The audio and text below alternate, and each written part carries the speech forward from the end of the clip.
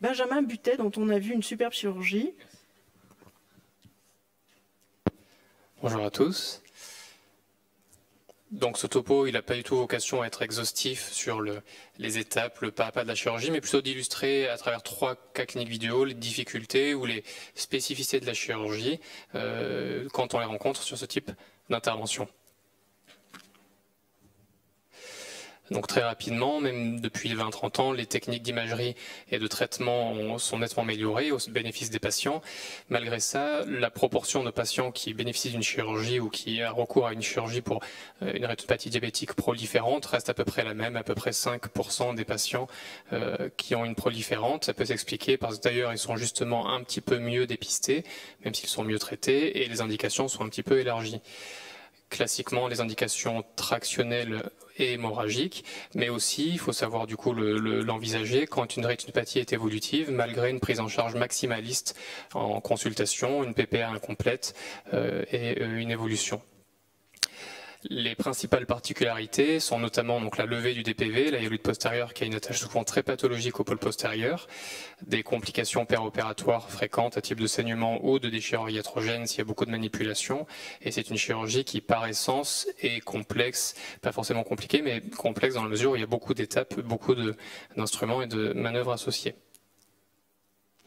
Donc premier cas clinique, un homme de 65 ans, diabétique de type 2, classique, qui ne se suit pas, qui n'a pas fait de contrôle ophtalmo régulier. Il est pseudophaque et on sait juste qu'il y a une notion de laser qui a été fait il y a quelques années, c'est du laser focal, on le voit au fond d'œil.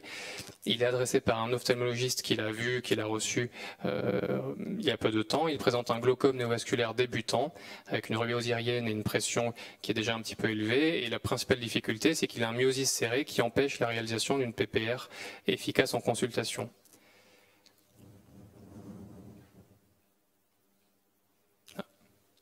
Quand on dit myosis, c'est que là, c'est la meilleure photo que l'on ait réussi à prendre en optos en consultation. Donc vraiment, c'est très très compliqué d'accéder à la périphérie.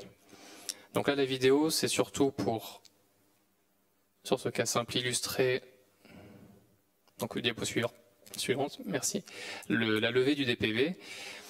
La vitrectomie a été faite centrale, on essaie de laisser un petit peu de vitré au niveau en devant de la papille, mais malgré ça, on tire, il n'y a pas grand chose qui vient. Et au final, on se retrouve avec une fine membrane hyaloïdienne qui est collée à la rétine, et on est obligé d'aller la chercher à la pince. C'est vrai que c'est très très adhérent. Pas vraiment, il n'y a pas vraiment d'anneau fibreux prépapillaire, on est obligé de l'adhérence un peu plus large que la papille, et donc il faut faire souvent attention, parce que du coup là on est en interpapillomaculaire, et on progresse de proche en proche en essayant de décoller, la hyaloïde est un peu gluante, un peu élastique, et là on croit à chaque fois que l'on peut repasser avec le vitréotome pour la lever, et finalement on retourne avec la pince pour la libérer complètement sur toute la périphérie.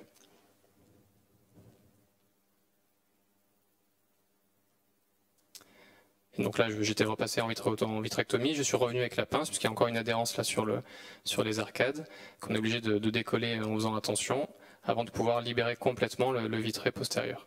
Une fois qu'on a fait ça, là c'était un tableau surtout ischémique, il n'y a pas d'adhérence fibrovasculaire, de prolifération embêtante, donc la levée du DPV est relativement classique.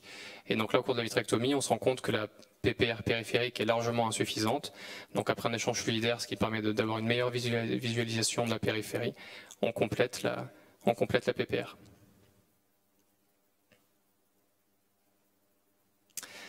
Deuxième cas clinique, un jeune homme, diabète de type 1, déséquilibré, mal suivi, en tout cas aucun suivi sur le plan ophtalmologique, et qui se décide à se motiver à consulter un ophtalmologiste.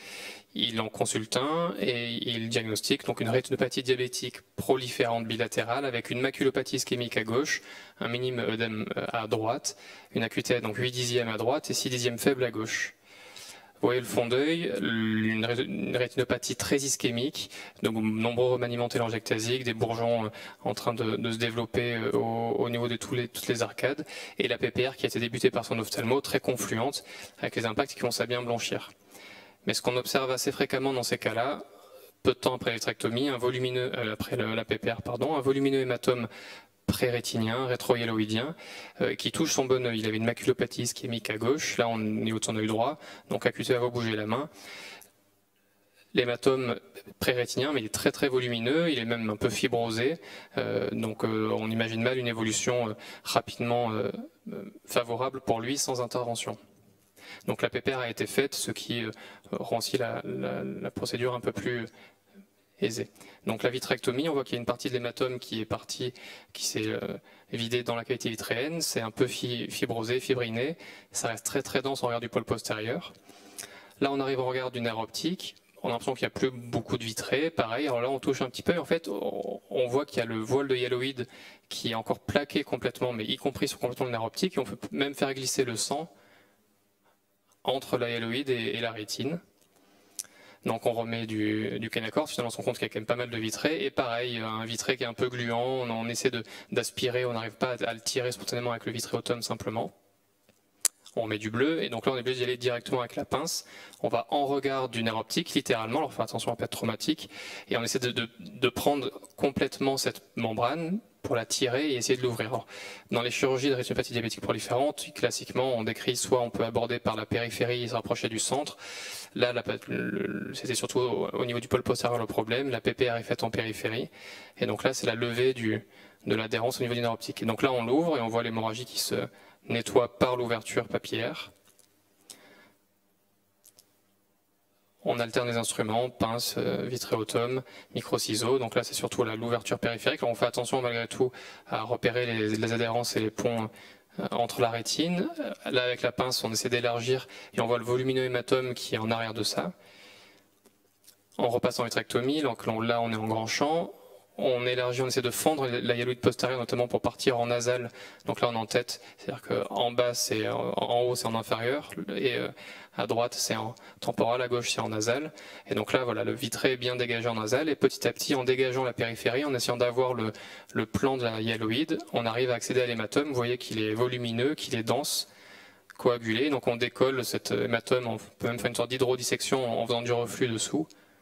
Et on retourne l'hématome qui a laissé une empreinte sur la macula. Donc voilà. Donc là, en gros, en hématique, on voit pas très bien. Et là, on aspire, on résèque cet hématome en faisant attention, parce qu'on va forcément tomber sur le bourgeon qui est à l'origine de l'hématome.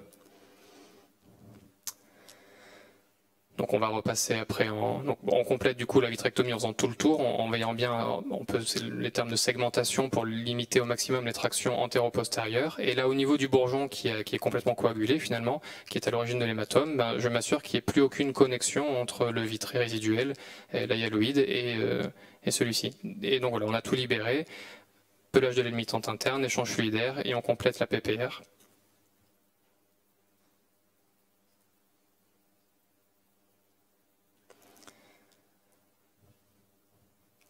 On arrose anti-VEGF, et pour limiter les saignements post-opératoires immédiats qui sont très très fréquents chez le diabétique, je l'ai laissé sous gaz SF6 de mémoire.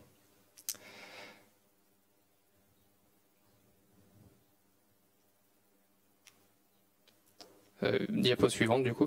Voilà. Et donc le résultat post-opératoire à un mois plutôt satisfaisant, même si finalement c'était entre guillemets qu'un hématome qui recouvrait le pôle postérieur, il a fort à parier que des phénomènes de fibrose et de rétractation au niveau des arcades se seraient manifestés. Et comme c'était son bon œil, autant le libérer assez rapidement. Là actuellement, il y a quand même, malgré le pelage de la limitante interne, un œdème maculaire récidivant qui nécessite des injections. Et le dernier cas clinique, un peu plus complexe, un patient de 68 ans adressé pour une chirurgie de la cataracte de l'œil gauche, il y a un courrier pour ça, notion de diabète de type 2 suivi par le médecin traitant mais aucun contrôle ophtalmo. Au niveau de l'examen, il a une acuité de l'œil droit à 2/10 et compte les doigts à gauche. Donc il y a effectivement une cataracte aux deux yeux, plus importante à gauche. Au niveau du fond d'œil, on a ça au niveau de l'œil droit, donc une rétinopathie diabétique proliférante avec une fibrose qui recouvre tout le pôle postérieur. Et au niveau de l'œil gauche, pareil, avec une contraction centripète avec une atrophie centrale plus marquée, une traction des arcades majeures. L'OCT donne également de belles images. Donc là, le cas que je vous présente, c'est le cas de l'œil gauche. C'est pas celui que j'ai opéré en premier, parce que du fait de l'atrophie, vous voyez la zone centrale en fait qui est vide quasiment. Il y a une traction, une logette, une pseudo-logette, mais c'est de l'atrophie. J'ai opéré l'œil gauche en premier, qui s'est révélé être une dissection de membrane un peu plus épaisse que d'habitude. Là, dans ce cas de figure, on fait la PPR au maximum en consultation. Tout ce qui peut être fait en consultation, c'est du temps gagné au bloc et surtout, ça permet de limiter les risques, en tout cas de tenir au moins s'il y a des déchirures qui se font et de traiter la rétine. Donc PPR aux 2 yeux au maximum en une seule séance. J'ai opéré l'œil droit en premier, vitrectomie. Je l'ai laissé sous silicone en me disant que ça allait tenir un petit peu, éviter les rétractations secondaires. Et au bout de quelques mois, c'était parfaitement stable. L'ablation du silicone et chirurgie de cataracte, ça s'est très bien passé. Au niveau de l'œil gauche, je ne l'ai pas opéré de suite parce que je me disais qu'il n'y avait rien à y gagner. Et quelques mois plus tard, c'est peut-être pas évident sur la photo, mais il s'est plaint d'un voile surajouté. Et en fait, il y avait une contraction, toute la partie inféro-temporale en fait, qui est décollée. Au fond de l'œil, c'était plus clair. Donc je me suis dit que de toute manière, il n'y avait pas grand-chose à perdre, même si l'acuité elle a été à compte les doigts, si ça peut éviter l'évolution en GNV ou en phtise. Donc là, si on peut lancer le film.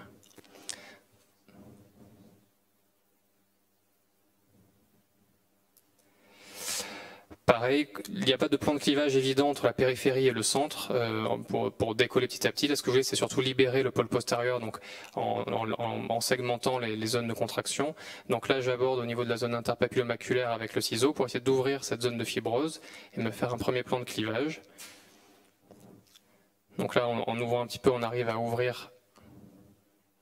On change d'instrument. Avec le vitréotome, on essaie de s'ouvrir petit à petit la fibrose et la dégager. Toujours pareil, en faisant attention à ne pas générer de déchirure à cet endroit-là. Pas plus trop de traction, mais c'est surtout essayer de se dégager petit à petit.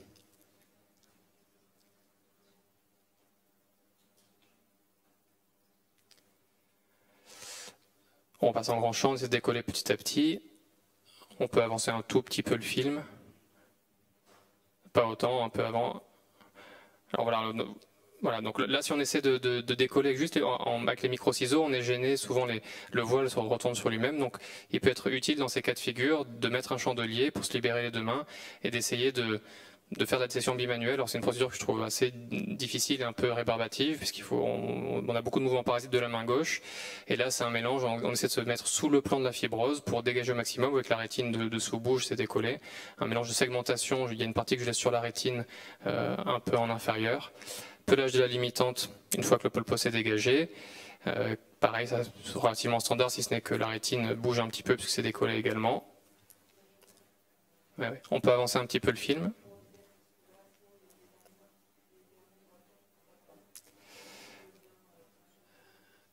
On avance complètement.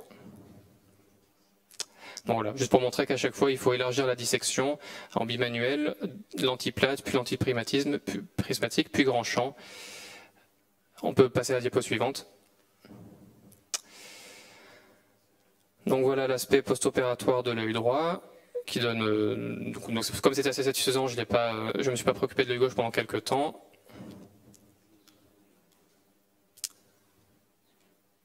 Et au niveau de l'œil gauche, donc voilà, la rétine est à plat, le chirurgien est plutôt content. Là, il n'y a plus de tamponnement, il n'y a rien, on a un recul d'1 an. Le chirurgien est content.